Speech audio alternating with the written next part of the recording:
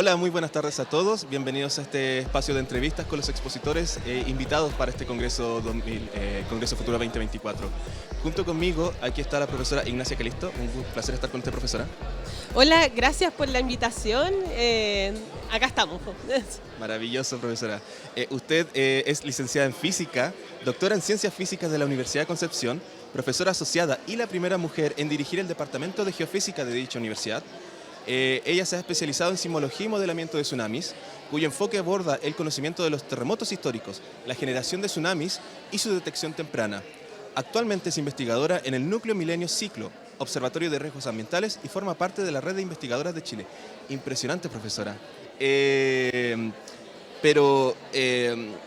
Yo, no siendo del área, me gustaría preguntarle en primer lugar, ¿qué es la geofísica, como para poder entenderlo? A ver, la geofísica es la mezcla, vamos a decirlo bien, en términos bien simples, bien genéricos, pero es como la mezcla entre la física, que estudia, por ejemplo, las ecuaciones de movimiento, ¿no es cierto?, el tratar de describir todo a través de ecuaciones, ¿sí? Y la geología. Entonces, como tratar de describir la Tierra, pero no de describirla como de una forma de como se ve esto, se ve esto, se ve esto, sino de tenemos esto, bueno, entonces ¿cómo podemos explicar el proceso de manera física? ¿Cómo podemos hacer las ecuaciones que al tener un gatillante se propague, por ejemplo? ¿Cuáles son las ecuaciones que reinan en torno a eso? Entonces nosotros literalmente lo que hacemos es física de la Tierra. Wow, impresionante. Un modelamiento básicamente de los fenómenos naturales. Sí. Bueno, de todo lo que sea procesos dentro de la Tierra y del entorno natural. Impresionante. Y solo por curiosidad, ¿cómo uno llega a ser experto en geofísica? Bueno, ahora es harto más simple, o sea, tenemos, por ejemplo, hay dos carreras acá en Chile, una que dicta la Universidad de Concepción, que es geofísica, y la que se abrió hace poco en la Chile, que también salen con el título de geofísica. Antes en la Chile también existía, pero entraba con una licenciatura, no con un título. Entonces tenemos estas dos carreras que son de geofísica en sí y que después se tiene que seguir posgrado si es que uno quiere seguir en el ámbito de la academia. Antes, o uno entraba a física para luego en los posgrados irse hacia el área más de geofísica, haciendo las tesis, por ejemplo, que es lo que hice yo, entré a física y por eso soy doctora en física, pero mi tesis estaba enfocada en sismología, en literalmente cómo se genera el decaimiento de los sismos, como una cosa muy específica. Pero también se podría estudiar, por ejemplo, geología y después irse hacia el área más de geofísica, pero yo siento, súper personal, que es un poco más complicado. Yo creo que es más fácil que te enseñen la física y que leas geología a que te enseñen geología y que tengas que aprender por sí solo física, ¿no? Así como... Tengo que ser honesto, a mí no me calza mucho la física en mi cabeza, así que entiendo perfectamente. Profesora, usted acaba de presentar en Congreso Futuro en una presentación que se llamaba Terremotos y Tsunamis, desbloqueando el potencial de los registros del pasado a través de la tecnología moderna. Una temática de mucha importancia dentro de la cultura y de la sociedad chilena. Pero me gustaría preguntarle, ¿cuál es el mensaje principal que le gustaría que quedara con el público que vio su presentación? O sea, yo espero que haya quedado de partida, pero sí, yo siento que no debemos de quedarnos, que lo dije en la presentación, no nos tenemos que quedar como sentados, tranquilos, que ya ocurrió, por ejemplo, no sé, pues vivimos yo particularmente vivo en Concepción y decir como, bueno, ya ocurrió en 2010, entonces ahora ya. No, exacto. Porque el 2010 fue uno, ¿no es cierto? Anteriormente fue 1835, anteriormente fue o en el sector ahora de Valparaíso, que también tenemos un montón de 1906, el de 1985, ¿no es cierto? El de 1730, que es uno muy grande, o como lo presenté en el norte, o sea, tenemos muchos lugares donde ocurren esto, bueno, a lo largo de hecho de toda la costa chilena hasta el punto triple, ¿no es cierto? Ocurren estos terremotos, pero si nosotros nos quedamos solamente con el ya pasó, no estamos pensando bien.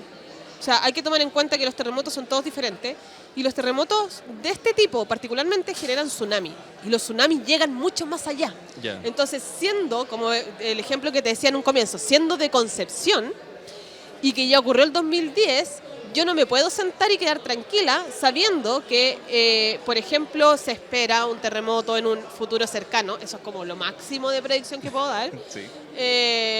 En escala geológica, ¿sí? Así de preciso. Exacto. en la zona de Chile central o en el norte de Chile, ¿no es cierto? Hay como 3 zonas donde hay una acumulación de energía que en algún punto cercano, nuevamente, debiera de romper. Entiendo. Y estos tsunamis generados por estos terremotos va a llegar a Concepción. Entonces no me puedo quedar sentada y decir, ya ocurrió, ya, porque va a llegar. O sea, ya lo vimos con Tonga, por ejemplo, que es un tsunami, no de terremotos, pero un tsunami de una erupción volcánica, que cerraron las costas en Chile, porque a pesar de que la ola que se venía pronosticada por modelación, ¿no es cierto?, era pequeña, era como de medio metro, es tan energético que ese medio metro bota personas, se lleva animales y se lleva autos. Porque es mucha energía, ¿sí? No es una ola, por eso son diferentes a las olas comunes o a las olas de tormenta, son olas que tienen mucha energía. Impresionante. Usted mencionaba que a lo largo del país existen distintos elementos que caracterizan a cada zona en particular. Pensándolo eso desde la perspectiva de los potenciales riesgos de un tsunami, ¿podría describirnos exactamente qué es lo que podría esperar una persona al norte si hubiera un tsunami y una persona al sur si hubiera un tsunami y cuáles deberían ser como las precauciones si es que hay una alerta de tsunami? O sea, yo creo que independiente de donde sea, todas las personas que viven en el borde costero tienen que estar preparadas y tener incluso en la conciencia que si un terremoto fuerte en la costa, tiene que irse al cerro. O sea, a mí siempre me han preguntado, oye, usted como experta en tsunami, geofísica y la cuestión, y yo, corra al cerro. Es como mi primer... Porque una cosa, o sea, la medida de mitigación uno tiene que tener. Por ejemplo, acá en Chile los últimos terremotos ha sido fin de semana, ha sido vacaciones, ha sido de noche, o sea, hemos tenido suerte. Sí. Pero en Japón no, en Japón fue en pleno día laboral, 3 de la tarde. ¿Qué pasaría si eso ocurre acá? O sea, hay calles que son zonas de evacuación que tienen un montón de comercio ambulante. Hay lugares, si nosotros no tenemos un plan, si nosotros no tenemos la educación necesaria para saber que vivimos y que convivimos con estos fenómenos en toda nuestra existencia, si esto ocurre, por ejemplo, en un día laboral, ¿tú tienes algún plan con tu familia de dónde juntarse? Nos juntamos en el colegio, no sé. Tenemos una mochila, por ejemplo, para saber que podríamos no pasar, sobre todo los que viven bien a la costa, podríamos no pasar la noche en nuestra casa, si es que ocurre de noche, o sea que hay que esperar. O sea, hay hartos temas de que no nos podemos quedar sentados nuevamente, sino que tenemos que ir más allá. Uno es la educación. Necesitamos que el currículum, yo sé que se enseña, o sea, tengo niñas chicas y veo lo que enseñan en los colegios, pero necesitamos que esa educación igual se actualice. O sea, hay algo que, por ejemplo, se sigue ocupando el grado Richter. Los terremotos ni se miden en grado y el Richter ya quedó obsoleto. O sea, ya hace rato que no se miden en magnitud momento. Entonces, cosas así no se ocupan. Y yo siento que necesitamos educarnos y reeducarnos y actualizarnos siempre porque tenemos que convivir con estos fenómenos. Entonces, no nos podemos quedar de brazos cruzados. Tenemos que seguir con nuestra vida, pero sabiendo lo que significa estar ahí. Impresionante. Retomando un poco lo que mencionaba usted sobre educación, ¿cuáles deberían, mencionó algunos ahora, pero cuáles deberían ser como los elementos cruciales al momento de planificarse en caso de una emergencia, de un sismo o de un tsunami? Bueno, igual esto es como bien desde mi perspectiva personal, porque en realidad no es como que yo estudie prevención de riesgos. Okay, ¿sí? Pero un terremoto y un tsunami son eventos que literalmente son amenazas naturales, o sea, no podemos hacer nada contra ellos en general. Lo que sí podemos hacer es minimizar el riesgo desde minimizar la vulnerabilidad, estar educados, ¿no es cierto? Y tener que las instituciones que toman decisiones también tengan toda la información, y ahí es el link, digamos, la relación entre estas instituciones y las universidades o los centros de investigación o los académicos y académicas en general que trabajamos en esto. O sea, tiene que haber una relación y tiene que haber un feedback para poder aportar de alguna forma, ¿no es cierto?, en esta toma de decisiones y que estas decisiones no vayan en pos de, por ejemplo, destruir un humedal, sino que vayan en pos de como este humedal es una barrera natural de un tsunami, va a absorber un montón de energía, protejámoslo. ¿Sí? O sea, tenemos que ponernos de acuerdo en qué es lo que importa más. Sí. Y eso yo creo que es el primer debate que se debe de hacer. Perfecto, profesora. Ahora, poniendo un enfoque más regional sobre el tema de sismología, En su investigación sobre terremotos históricos y tsunamis, ¿cómo se aborda específicamente el contexto y las características de la región de Concepción y el sur de Chile? ¿Cómo ha moldeado los terremotos y los tsunamis en la zona sur? ¿Y cuáles son las potenciales predicciones que podrían ocurrir en la zona? Bueno, también lo hice, de hecho el ejemplo que mostré aquí fue el de la zona del Maule, entonces de hecho fue bien regional. Sí, sí. Partimos con ese por un tema práctico, que en realidad es la cantidad de registros que habían. O sea, tenemos la suerte de que justo Darwin andaba con Fitzroy en el Beagle, dando vueltas por la costa, entonces teníamos como... y que Concepción igual era una ciudad grande, ¿no es cierto? Entonces la gente que podía escribir y que enviaba estos registros a la no es vicerrectoría, ¿cómo se llama? Vicerreinato. El vicerreinato, ¿no es cierto?, del Perú, que es el que nos correspondía, cosa que aprendí, que reaprendí, porque después del colegio lo olvidé, obviamente, que aprendí ahora. Todos estos registros que iban hacia allá, tuvimos la suerte que teníamos harto. Lamentablemente, al sur del Biobío tenemos muy pocas cosas. Porque obviamente tú sabes que por la historia de Chile, al sur del Biobío, o sea, del Biobío era el límite entre los españoles y... El pueblo mapuche. Exactamente. Entonces, si bien existen registros, tenemos pocos registros. Entonces, igual hay una necesidad bien grande de que para que podamos conocer todo esto, porque en Concepción no solamente llega lo que ocurre, como estábamos hablando un poco antes, no solamente llega lo que ocurre acá, sino que llega lo que ocurre en el segmento de Valdivia, lo que ocurre en el segmento de Valparaíso, lo que ocurre en los segmentos más hacia el norte incluso, o sea, como lo vimos para el terremoto de Illapel, que se demoró alrededor de 1 hora y media, pero la ola llegó a Concepción, bien particular el ejemplo, o sea, estamos en región Biobío, a pesar de que estamos en todo Chile. Yeah. Sí. Pero también de la misma forma, cuando ocurrió el 2010 también llegó a regiones hacia el norte, ¿no es cierto? Incluso llegó a Transpacífico, que llegó hasta Japón, etcétera, etcétera. Entonces, necesitamos harto registro para poder reconstruir y necesitamos hacer la reconstrucción, comentarla, divulgarla y generar esta relación con estas instituciones de toma de decisiones para, entre todos, poder disminuir el riesgo. Entiendo, profesora. Y usted habla mucho sobre el registro histórico, pero también me gustaría acercarnos al presente y tal vez incluso al futuro. ¿Cómo desde los departamentos de geofísica, los especialistas y las personas que estudian estos fenómenos naturales, cómo obtienen estos datos? ¿Cuáles son las tecnologías que normalmente se están aplicando para recolectar esta información? Boyas submarinas, satélites, ¿cuáles son las tecnologías que se utilizan normalmente? Ya, o sea, sí, ahora hay harto. Yo mostré acá instrumentación que tiene el Servicio Sismológico Nacional, que son sismómetro, acelerómetro y GPS, ¿no es cierto?, estos de geodesia. También mostré que había mareógrafos del CHOA. Incluso estos mismos mareógrafos están dentro de una red mundial que se llama IOC de la UNESCO. Que uno puede, de hecho, por ejemplo, cuando es Tonga, así como que uno mira por dónde va el tsunami, porque uno puede seguir todos los mareógrafos que están dentro de esta red en el mundo. También hay muchas estaciones que son de otros países que están en Chile, pero también los sismos recorren todo el mundo, sobre todo los sismos grandes. Entonces también tenemos estaciones, por ejemplo, uno puede mirar cómo va recorriendo el mundo. Se ocurre, por ejemplo, el del 2010, uno utiliza incluso telesismos, que son sismos lejanos, ¿no es cierto?, para poder incluso tratar de reconstruir lo que se llama ecosísmico, que es cuando ocurre el terremoto. O sea, hay demasiada tecnología, en los satélites también, hay medidas de la anomalía de gravedad, que se llama, que es como cómo va cambiando la deformación del suelo, ¿no es cierto? Y entonces uno puede saber, por ejemplo, dónde hay subsidencia, dónde no.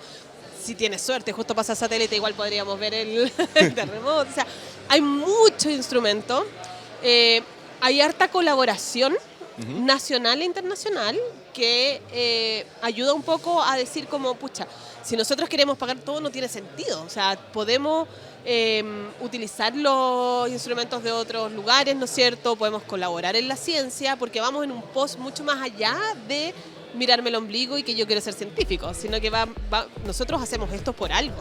O sea, todo tiene un porqué y esto todo va a estar relacionado a dónde vivimos, hacia lo que queremos estudiar, ¿no es cierto? O hacia dónde no vivimos solos. Vivimos en este planeta, igual tenemos que ser responsables en que nuestra ciencia ayude. Sí. Profesora, en este momento vamos a ir a una pequeña pausa comercial y ya retornamos con la entrevista con profesora Ignacia Calisto.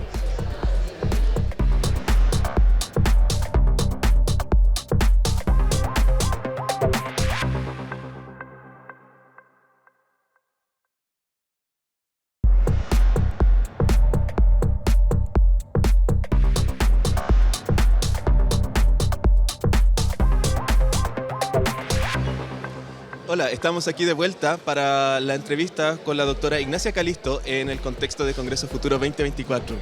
Profesora, estuvimos hablando acerca de los procesos de investigación y también acerca de la importancia de la generación de educación y de información para poder evaluar los fenómenos como los terremotos y los tsunamis. Y usted es parte del Núcleo Milenio Ciclo, que es una institución dedicada a hacer investigación con respecto a terremotos, tsunamis y riesgos ambientales. Pero me gustaría consultarle exactamente qué tipo de investigación se está desarrollando actualmente en Ciclo. ¿Y usted cómo participa también dentro de ese Núcleo Milenio? Bueno, ese núcleo Milenio es un núcleo que fue ganado en 2017, así que lleva su tiempo, ya hizo la renovación y ahora estamos en la parte final del núcleo que, sin embargo, como les comentaba, cuando uno hace ciencia, como que encuentra algunas respuestas, pero en realidad por cada respuesta que encuentra aparecen como 10 preguntas más. Mínimo. Entonces, como que yo no siento que en realidad uno pueda darle término, así como, ya, sí, ahora estamos listos, no. Pero el tema está en que en este núcleo milenio particularmente, nosotros trabajamos en todo lo que es la zona de subducción, ¿no es cierto?, y del ciclo sísmico. Entonces, por eso juega un rol importante la investigación que yo hice dentro de esto. Pero además de otras muchas más, o sea, hay ingenieros, hay geólogos, hay geógrafos, entonces hay un montón de distintas profesiones, ¿no es cierto?, que están vinculadas, digamos, a este sistema de subducción y al ciclo sísmico, que aportan de alguna u otra manera y colaboramos para llegar a tratar de responder o de hacer muchas otras preguntas, ¿sí? Pero sí, en ese núcleo en particular estábamos trabajando muy relacionado en lo que yo les estaba comentando de la presentación de hoy día. Perfecto. Y considerando esto, y también usted como experta en este espacio, como invitada al Congreso Futuro, experta destacada, ¿usted nos podría comentar, a su parecer, cuáles son los mayores desafíos que tiene esta área dentro del país? ¿Cuáles deberían ser, según su consideración, las áreas que deberían estar siendo investigadas o que deberíamos tenerle más ojo o que no han sido exploradas pero que deberían ser exploradas más en profundidad en el país? O sea, yo creo que el riesgo, nosotros vivimos en un país súper sísmico y como les comentaba, van a ocurrir siempre estos eventos, como les decía, por suerte, no voy a tener pega, que siempre van a haber terremotos y tsunamis, siempre. Vivimos, a menos que, no sé, que el mundo explote, no sé, pero la tectónica en la que vivimos es de un tipo de reciclaje de magma, ¿no es cierto? Entonces, en la subducción va bajando, ¿no es cierto? Pero mientras en las dorsales va subiendo. Y es por eso que, por ejemplo, aparecen estas islas oceánicas, se van acercando súper lentamente, pero se van acercando a la costa, ¿no es cierto? Porque es esta especie de como ciclo que se va moviendo. Terremoto y tsunami siempre van a haber. Particularmente yo siento que es algo que, si bien hemos estudiado, tenemos hartas cosas que decir y que hemos dicho. Hay un montón de centros también, otros centros a lo largo de Chile que también hacen este tipo de estudios y que colaboramos entre sí en algunos, en otros casos nos encontramos en los congresos. Sin embargo, cada vez, como te comentaba, cuando encontramos una respuesta, encontramos 10 preguntas más.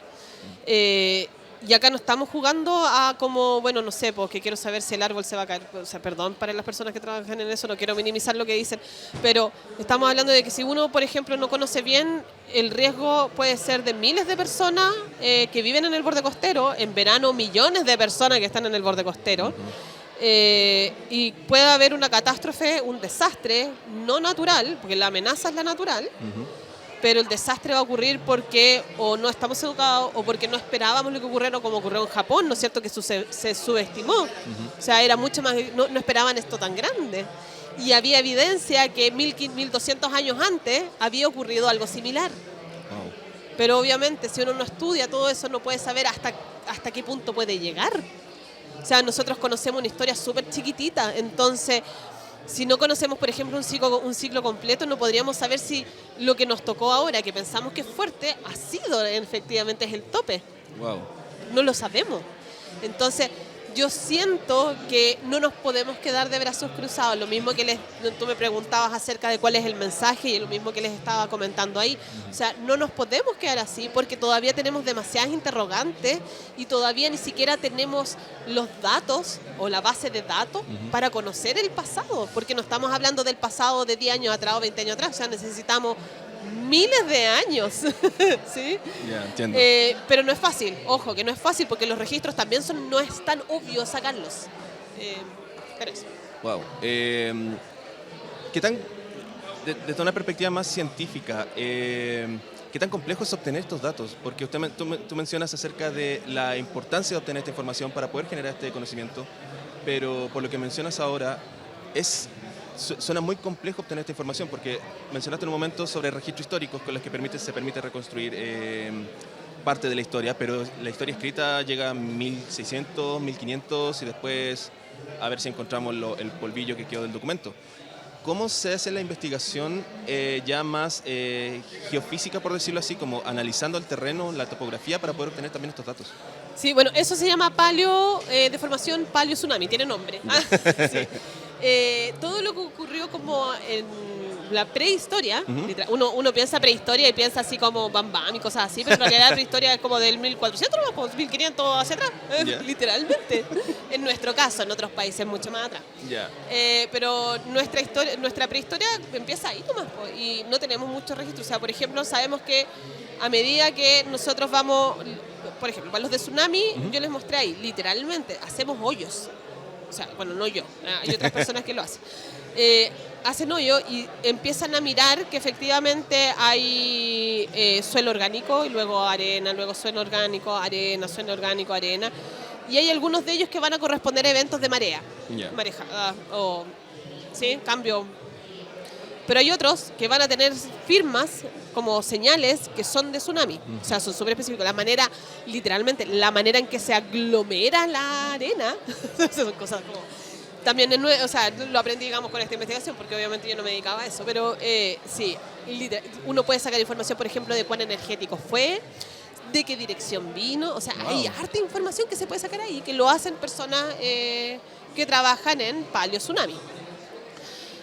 Y con eso además tú puedes buscar no solamente a nivel local, porque por ejemplo para los terremotos grandes los tsunamis llegan transpacíficos. Entonces puedes buscar en Nueva Zelanda, puedes buscar en Japón y va a haber una coincidencia de registros, ¿no es cierto? Que a pesar de que cuando los datan te dice como por ejemplo 1200 más menos 200 años, tú dices ya, pero en 200 años podrían haber pasado 4 terremotos, 5. Más menos 200 años son 400 años, ¿no es cierto? Entonces, teniendo todo ese tipo de cosas en cuenta, uno necesita como de alguna forma tratar de restringir a que sea lo más preciso, entre comillas, posible, pero los eventos grandes no son tan recurrentes. Entonces, igual nos puede dar una idea de los más grandes, al menos, cómo se van poniendo en la historia, prehistoria, en este caso. Wow. Usted como directora del Departamento de Geofísica de la Universidad de Concepción, ¿cómo se ha estado abordando este proceso de investigación? ¿Hay algún área de estudio en particular que se están enfocando dentro de su departamento? ¿Están con algún proyecto interesante que nos pueda comentar acerca? Sí, mira, nosotros ahora somos 10 académicos en este momento, 10 académicos y académicas, que trabajamos en, vamos a decir, 3 grandes áreas y algunas transversales. ¿Ya? Así como... Somos personas que trabajamos en tierra sólida, sismología, tsunami, exploración. Por otro lado tenemos las personas que trabajan en oceanografía y ahí trabajan en otras cosas como, no sé, poeto, remolino, ya tampoco me quiero... porque empezaría a inventar. Pero también tenemos un área que es meteorología y clima. ¿Ya? Entonces, nosotros como departamento de geofísica lo tomamos como física de todo el sistema Tierra. Perfecto. Y tenemos académicos y académicas que trabajan en las 3 grandes áreas, pero también gente que trabaja en energía, y eso es transversal. ¿Sí? O que trabaja en hidrología, que también es transversal. Entonces, de alguna forma estamos haciendo investigación, no es porque sea mi departamento, pero investigación de alta calidad, súper buena investigación, en muchas áreas que tenemos hartos estudiantes, pero uno no lo hace solo. O sea, al final trabajamos en el departamento de geofísica, pero la ciencia se hace por colaboración. O sea, trabajar solo lo puedes hacer, pero te va a costar un poco más. La colaboración es esencial. Entiendo. ¿Con qué instituciones trabajan con instituciones nacionales, internacionales? O sea, particularmente en este estudio, por ejemplo, nosotros colaboramos con las personas de la Pontificia Universidad Católica de Valparaíso. Bueno, yo colaboro harto con instituciones públicas como el CHOA, Senapred, todos ellos siempre están presentes. El CHOA siempre ha estado súper presente en nuestras investigaciones. Bueno, Tsunami como el CHOA. Tiene lógica. Sí, están ahí. Y tenemos súper buena comunicación. Maravilloso. Además tenemos, con el Centro Sismológico tenemos una asociación, podemos utilizar los datos, ¿cierto? Algunos, los que a través de la colaboración se hacen acuerdos, etcétera. Particularmente acá yo trabajo con la Pontificia Universidad Católica, con la Pontificia Universidad Católica de Valparaíso, con la Universidad de Valparaíso, con la Chile, con la Federico Santa María. No, sí tenemos harta universidad, sí tenemos harta colaboración, de verdad que tenemos harta. Qué maravilloso. Sí, incluso dentro de la misma universidad, el Departamento de Geofísica, yo personalmente colaboro harto con Geografía y con Geología, que son otros departamentos, entonces hay harto que hacer. También colaboro y trabajo a la Universidad de Hamburgo y con la... espérame que la estoy traduciendo. Universidad Central de Washington, Central Washington University, ¿sí? Okay. En Estados Unidos. Sí. Perfecto. Y tenemos contacto con los que también, en esta particular no lo he hecho, pero sí hemos trabajado antes con Japón. Impresionante. Entonces, es que uno, de verdad que es, como te decía, la colaboración es esencial. O sea, tú no podés pensar en que vas a inventar la rueda si ya está hecha. O sea, tenemos que aprovechar lo que hay y poder colaborar. O sea, y darle los créditos a quien, obviamente no dejando a nadie de lado y no haciéndose la propia. Así por eso se llama colaboración. Tiene todo el sentido del mundo lo que me menciona, profesora. Y asumo que a partir de toda esta colaboración y todo este trabajo en conjunto se genera publicaciones y evidencia científica que puede generar un cierto grado de impacto en las políticas públicas. Entonces le quería preguntar, ¿cómo puede influir su investigación en la formulación de las políticas públicas y sobre todo en particular en la gestión de los desastres? Porque mencionó que trabaja con SHOA, también trabaja con el Senapred, si no me equivoco, que se llama la nueva agencia de... O sea, en algunos proyectos sí, Senapred ha sido nuestro entidad, no me acuerdo cómo se llama, es que tiene un nombre súper particular cuando una institución pública trabaja contigo. No me acuerdo. Ya. No hay problema. Es una colaboración entre instituciones públicas y instituciones educacionales. ¿Usted ha visto como investigadora, como una persona con trayectoria, que la investigación científica, sobre todo en estas materias que usted estudia, han tenido impacto en la toma de decisiones?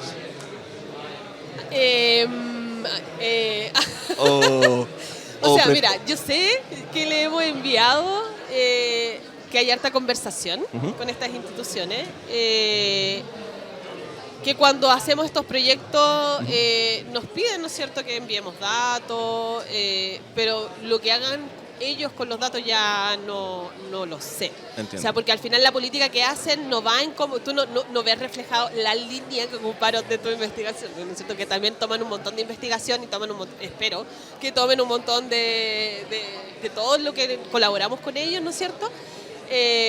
Y que lo tomen, digamos, lo saquen lo que necesitan, ¿no es cierto? Y lo utilicen. O sea, eso es lo que uno en realidad espera que pase en todos lados, sobre todo en la toma de decisiones en estos tipos de estudios que son de riesgo, ¿no es cierto? O sea, que la amenaza va a estar ahí, que va a afectar económicamente en personas. O sea, hay un montón de aristas que tomar. Entonces, yo sí, nosotros tenemos una buena comunicación, como te digo. Pero no te podría decir si efectivamente en la ley número no sé cuánto ahí está, ahí ya no. Entiendo. O sea, te mentiría si te dijera sí. Sí. No, se entiende perfectamente la situación. Sí. De hecho, se necesita una interacción mucho más activa incluso. Sí. Al menos, o sea, con el CHOA nosotros tenemos súper buena, o sea... comunicación, interacción. Sí, no, o sea, muy buena. Entonces... Pero como te digo, una cosa es esa, una cosa es que ellos siempre nos ayudan en las postulaciones, porque claramente, o sea, son una institución que tiene que estar atrás de todo el tema del tsunami, sobre todo, y que hay una colaboración, nosotros enviamos datos, ellos nos envían cosas, o sea, hay colaboración, maravilloso. Sí o sí. Maravilloso. Que la tomen en cuenta para las políticas públicas va un poco más allá, porque las políticas no solamente la toman estas instituciones como el CHOA. Así que tiene que haber... quizás las conversaciones del CHOA con él, no lo sé, pero la verdad es que siento que para el tema literalmente como tomar decisiones de políticas públicas, por ejemplo, intervenir o no intervenir en el humedal, no pasa por el CHOA. Exacto. Y las personas que toman esas decisiones son las que deberían de tener entonces, ojalá lo tengan, los conocimientos y la relación y la colaboración con la academia. Profesora, muchísimas gracias por la conversación. Le tengo una última pregunta, eso sí, ya con una perspectiva más de Congreso Futuro. Para usted, ¿cuál es el futuro posible? ¿Cuál es su futuro posible? Esa pregunta ya me la han hecho, así que ya estoy preparada para contestarla. Maravilloso. Sí. Mira, siendo científica, te voy a decir que el futuro que yo espero es de personas conscientes y respetuosas con el entorno, y con el entorno no me refiero solamente al ambiente, también me refiero a las personas. O sea, yo siento que en este minuto nosotros, como humanos que vivimos, a veces perdemos un poco el recordar que también vivimos en un entorno y que lo que yo haga puede afectar a otras personas. Así como mi investigación puede afectar literalmente de forma positiva, ¿no? También hay cosas como actitudes o pasar a llevar, etcétera. Yo siento que un mundo mejor, pucha, yo sé que no tiene que ver con esto de la ciencia, pero un mundo mejor para mí idealmente sería que haya diversidad, pero mucho respeto. Tiene todo el sentido del mundo para mí lo que usted menciona. Profesora Calisto, muchísimas gracias por haber participado en esta entrevista con nosotros. No, gracias por el espacio. Muchísimas gracias. Entonces, estimados, muchas gracias por haber visto esta entrevista con la doctora Calisto. Los dejamos invitados para que sigan observando las presentaciones de Congreso Futuro y también las entrevistas con los expositores invitados para este año. Eso, que estén muy bien.